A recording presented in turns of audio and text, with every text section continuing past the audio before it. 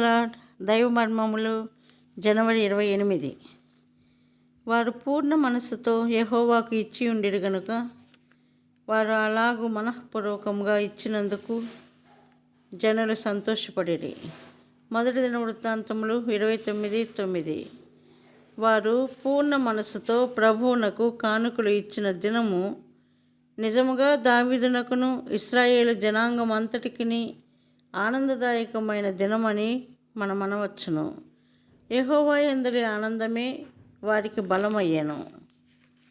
అయితే ఇప్పుడు మీలో ఎంతమంది దేవుని సేవ నిమిత్తమును ఆయన యుద్ధముల నిమిత్తమును మిమ్మల్ని మీరు అప్పగించుకొనుటకు సిద్ధముగా ఉన్నారు?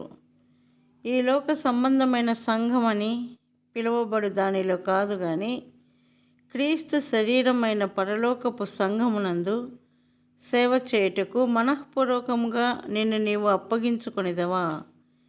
నీ ముందు నిలబడి తన గాయపరచబడిన చేతులను నీ వైపు చాపి బ్రతిమలాడుచున్న ఆయన మాటలను దయచేసి వినుము.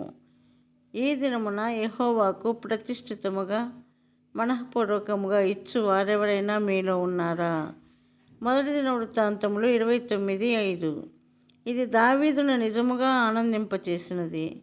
నీవు నీ జీవితమును, డబ్బును, తలాంతులను ఈ గొప్ప పరలోకపు కట్టడమునకై వాడబడినట్లు ఇష్టపూర్వకముగా ధారాళముగా ఇచ్చినచో నీ రక్షకుడైన ప్రభువును అది మరి ఎంతో అధికముగా సంతోషపెట్టదా? అప్పుడే నీవు దేవుని అందరి సంతోషం యొక్క సంపూర్ణతను తెలుసుకొనగలిగెదవు. అదే నీకు బలమగును. ఇదే నిజమైన ఆనందము. అట్టి ఆనందమే సర్వసంగమునకు ఆనందమును తీసుకుని రాగలదు.